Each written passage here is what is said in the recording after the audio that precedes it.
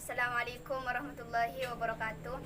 Nama saya Fitratus Solihah. Saya di sini akan menerangkan tentang sejarah singkat logika juga pengertiannya.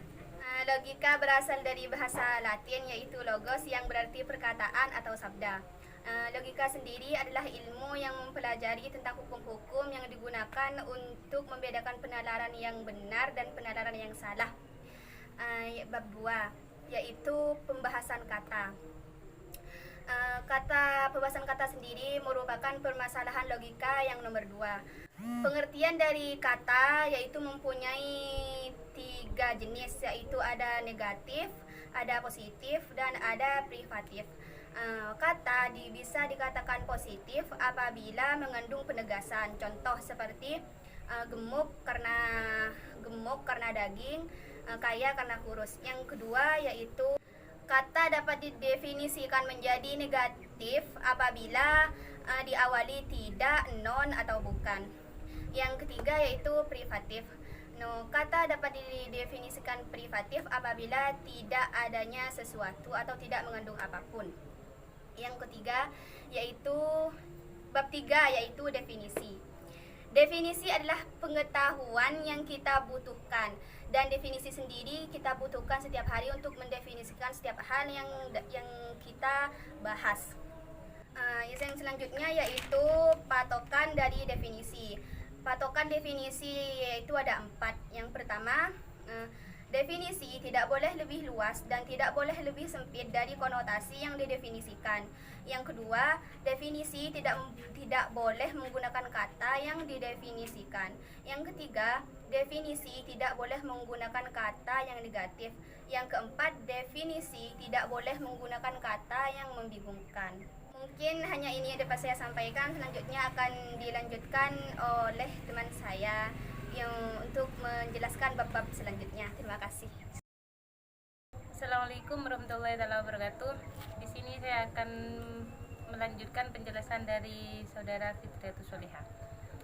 Bab keempat itu klasifikasi. Klasifikasi adalah pengelompokan barang yang sama dan memisahkan dari yang berbeda menurut spesiesnya.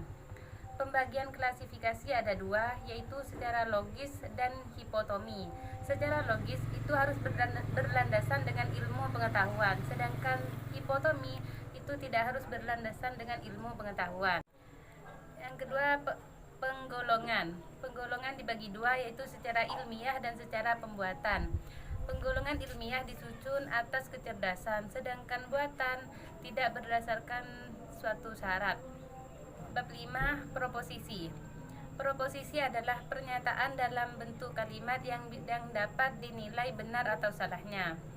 Proposisi dibagi 2. Yang pertama analitik, yang kedua sintetik. Analitik adalah pengertiannya terkandung pada subjeknya, sedangkan sintetik pengertiannya bukan keharusan subjeknya. Proposisi kategorik merupakan proposisi yang mengandung pernyataan tanpa adanya syarat. Bab 6, oposisi.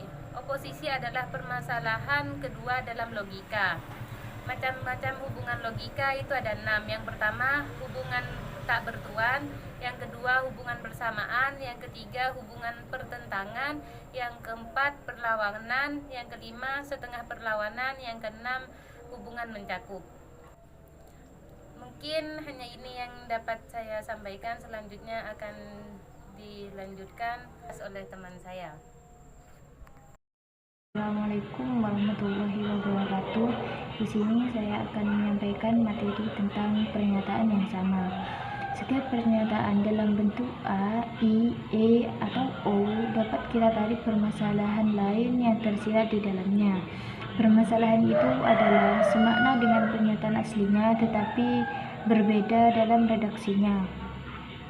Teknik-teknik eduksi itu ada 4. Yang pertama konversi, yang kedua observasi, yang ketiga kontraposisi, dan yang terakhir inversi. Penyimpulan deduksi yang telah kita ketahui sebenarnya dapat kita laksanakan melalui teknik-teknik silogisme kategorik, hipotetik, disyunktif maupun dilema. Silogisme kategorik adalah silogisme yang semua proposisinya merupakan proposisi kategorik, sedangkan silogisme hipotetik adalah argumen yang premis mayornya berupa proposisi hipotetik. Dan silogisme disjungtif adalah silogisme yang premis mayornya keputusan disjungtif. Dan yang terakhir yaitu dilema. Dilema adalah argumentasi, di mana bentuknya merupakan campuran antara silogisme hipotetik dan disjungtif. Generalisasi sebagai teknik yang mula-mula kita bicarakan adalah proses penalaran yang bertolak dari sejumlah fenomena individual menuju kesimpulan umum yang mengikat seluruh fenomena sejenis dengan fenomena individual yang diselidiki. Assalamualaikum warahmatullahi wabarakatuh. Saya Latifatul Qalbi dari kelas D Prodi Tadris Bahasa Indonesia. Saya di sini sebagai pemateri keempat akan menjelaskan tentang analogi dan hubungan kausalitas. Analogi. Analogi sering disebut juga analogi induktif, yaitu suatu proses penalaran dari satu fenomena menuju fenomena yang lain. Maksud dari satu fenomena menuju fenomena yang lain ini dapat disimpulkan bahwa apa yang terjadi pada satu fenomena yang pertama akan terjadi pada fenomena yang selanjutnya atau yang lainnya. Berikutnya tentang hubungan kausalitas. Keyakinan manusia akan hukum ini sudah ada sejak zaman dahulu atau zaman kuno, bahwa tidak satupun peristiwa terjadi secara kebetulan, melainkan semuanya itu mempunyai sebab yang mendahuluinya. Selanjutnya tentang metode induksi Mill. Metode induksi Mill ini mempunyai 4 metode. 4 metode ini merupakan dasar bagi John Stuart Mill, yang mana John Stuart Mill ini merupakan filosof Inggris yang merumuskan 4 metode tersebut. Setelah John Stuart Mill ini merumuskan 4 metode, ada satu lagi yang menambahkan 1 metode. Ada satu orang lagi yang menambahkan metode tersebut.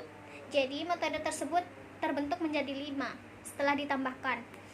Metode yang pertama metode peradaban, yang kedua metode penjelasan, yang ketiga metode perbedaan variasi, yang keempat metode sisa-sisihan, yang kelima metode gabungan persetujuan dan peradaban. Mungkin hanya itu teman-teman yang dapat saya sampaikan, kurang dan lebihnya mohon maaf. Wassalamualaikum warahmatullahi wabarakatuh. Assalamualaikum warahmatullahi wabarakatuh.